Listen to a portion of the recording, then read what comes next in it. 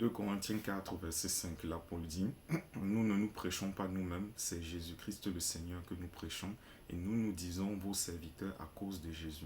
En disant cette parole, en fait, Paul est déjà en train de mettre en avant beaucoup d'humilité quand il dit nous nous disons vos serviteurs à cause de Jésus.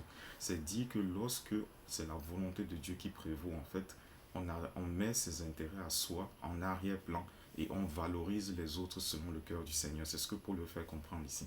Vous savez, on peut parler du Seigneur Jésus, on peut même poser des actions bonnes, mais parfois sans qu'on s'en rende compte, et ça de manière très subtile, la frontière souvent très fine, mes frères et sœurs, on cherche plus à se faire connaître en fait, même si on dit qu'on veut que le faire connaître le nom du Seigneur, mais parfois nous-mêmes on est en train de se mettre en avant.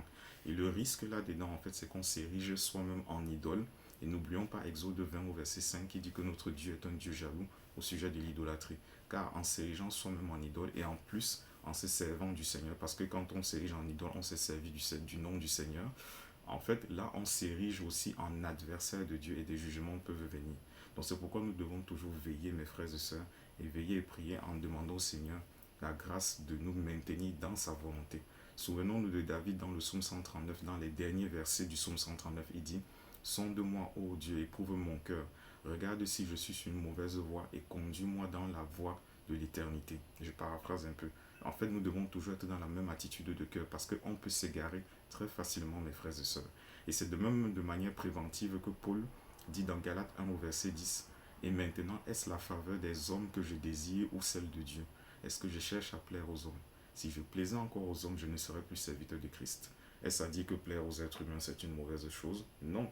Si, mais, ce qu'il veut dire là par là, c'est que nous devons toujours avoir la pleine assurance, la pleine conviction par le Saint-Esprit dans notre cœur que nous plaisons d'abord préalable au Père avant de plaire aux hommes. Si en plaisant à Dieu, nous plaisons aux hommes, gloire à Dieu. Mais si en plaisant à Dieu, nous ne plaisons pas aux hommes, gloire à Dieu, pourvu que nous soyons toujours dans la volonté de Dieu, que nous mettons en pratique. Vous voyez un peu? Car n'oublions pas ce que Jésus a dit, que votre lumière luise ainsi devant les hommes, afin qu'ils voient vos bonnes œuvres et qu'ils glorifient votre Père qui est dans les cieux. Matthieu 5 au verset 16. Ça veut dire que lorsque nous sommes dans la lumière de Dieu, dans la gloire de Dieu, par sa plus grâce, en fait, ce n'est pas nous qui devons être vus, mais ce sont les bonnes œuvres. Et ça dit qu'il ne faut pas être présentable, bien sûr qu'il faut, mais demandons toujours la sagesse à Dieu afin de rester dans la bonne limite, en fait, qui fasse en sorte que ce soit Dieu qui soit glorifié lorsque nous faisons ce qui est agréable à ses yeux.